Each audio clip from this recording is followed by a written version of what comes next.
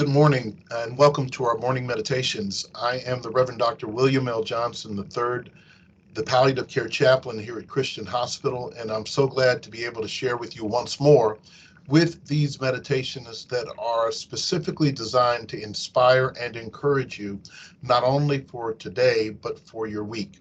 We hope that by some way you find strength and encouragement and insight and all the things that would be beneficial as you are navigating all that life brings your way during the course of this week.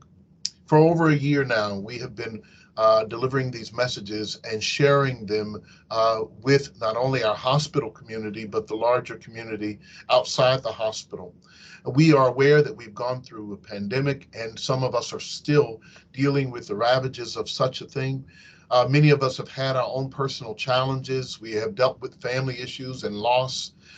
We've even found ourselves trying to figure out and maintain our own ability to lift up our spirits and encourage ourselves with all that we've experienced. And I personally want you to know that we appreciate you, that you are loved, you are appreciated, and you are indeed irreplaceable.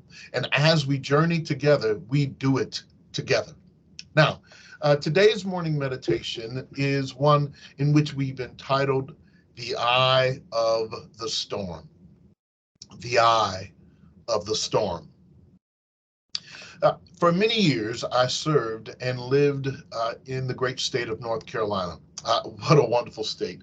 I had the privilege of serving and living and matriculating and traveling through every part of that state almost, from the mountains to the sea. And one of the beautiful things about moving even further east, as I lived at the port there at Wilmington, I discovered that hurricanes were quite popular and they were frequent. Almost every summer during hurricane season, while I was living there, we would have a sighting or a warning, or in fact, truly was. In fact, we were there in the middle of a hurricane rising and moving into shore. Well, it's amazing how people get used to things like that. And so that we prepared ourselves with generators and water and food to last for days just in case the storm brought more difficulty than we expected. And we also were prepared to pack up and evacuate if necessary. But one of the things that we learned is that we waited out because storms move. And sometimes when they're approaching you and it looks like they're approaching, it could have moved 30 miles south of us, 40 or 50 miles north of us, and missed us in its strength. And it was important, in fact, to not be afraid of the storm. In fact, one of the things that was particularly, surreal was to find ourselves living and being in the place where we were watching the map and watching the news, that the eye of the storm was sitting over the place where I lived. And there's some things that I discovered about the eye of the storm, that when you are not in the eye of the storm, the winds and the strength of those winds and the destruction of the hurricane and the storm can wreak havoc on your lives. It can turn things upside down. It can wreck everything in its path. Floods can come, winds can blow and destroy all that you thought that would protect you.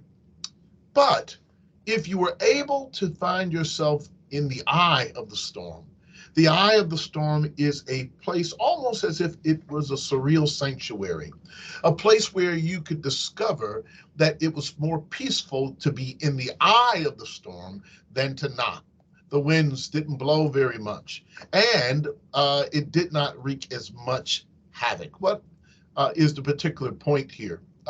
Well, here's the point, that if we move away from what seems like the storm, we may not be aware that the eye, the place of peace, may just be fit for us. Now, I want you to know that where you are may feel windy and it may feel like you are bearing the brunt of the storm, but be still. Soon enough, the eye of the storm will center over the place where you are, and you'll find a respite and some peace. That's what I've discovered in my life. No matter what has been happening in my life, yes, I've endured storms. Yes, I've experienced havoc. And yes, I have experienced disappointment and loss. But I also have found that if I were able to center myself and to stay still, that soon enough, the eye of the storm would somehow find me, and I would find peace even in the midst of my storm. And that is what I want to say to someone who's listening. And I'm not quite sure where you are in your life or what's happening in your life or what's going on in your career path or what losses you've experienced. But I'm encouraging you and wanting you to know that the one who created you often moves the eye of the storm, won't keep us from the storm. Let me say that. Won't help us avoid the storm at all. We won't even know how it would feel to not have the winds to blow in our lives. And some of us wish we could avoid storms that way, but we are not meant to avoid them or to miss them or to not experience them, because storms, my friends, build our character and they make us stronger so that our witness and our sharing with others who may be going through their own personal storm might be strengthened, because we can share with them this one thing that is important: that you can survive the storm. It will not destroy you ultimately and completely. It's good to see people who are storm survivors, and I am one of them. I endure and I have endured, you've endured, and you are perhaps enduring storms in your life. Family storms, loss, finances, challenges, difficulties, ambiguity of what choices to make and what to do. The encouragement here is to be reminded that the eye of the storm was created just for you, as a sanctuary for what it is that you are experiencing. And one of the things I've learned about being in the eye of the storm is that I get to have a front row seat to how the storm works. In other words, I've been able to sit in the place to look at the storm from the inside out. In other words, to get a glimpse of the root of what makes the storm what it is. And you know, when you see it, you discover that the root of the storm is not at all as bad as what happens on the outside of it. And if you can get a sense of where it began, you'll discover a new life and new joy and new possibilities. So I want to encourage you, don't fear the storm. Just trust that your divine creator knows how to bring the eye to you, a place of peace, a place of prosperity, a place of courage, and yes, even a place of safety. I have learned that I've gained vision from the eye of the storm. I've gained wisdom from the eye of the storm. I found safety in the eye of the storm, and I have gained power from being in the eye of the storm. You'll be stronger, you'll be better, you'll be wiser because you've been through the eye of the storm. We have gone through a storm of a pandemic. Some of us have gone through all sorts of storms. And so I'm going to give you some homework.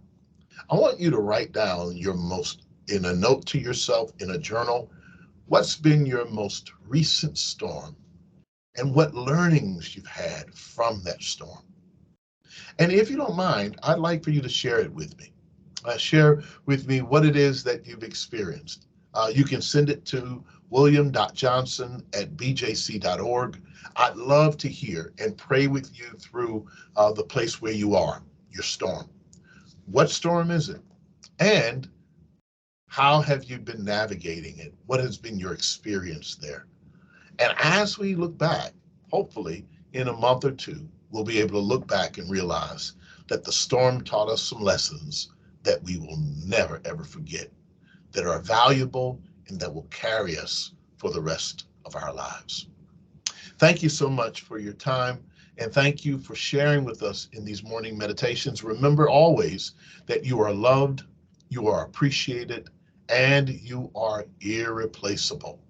You're special indeed, not only to us, but to all of those whom you encounter.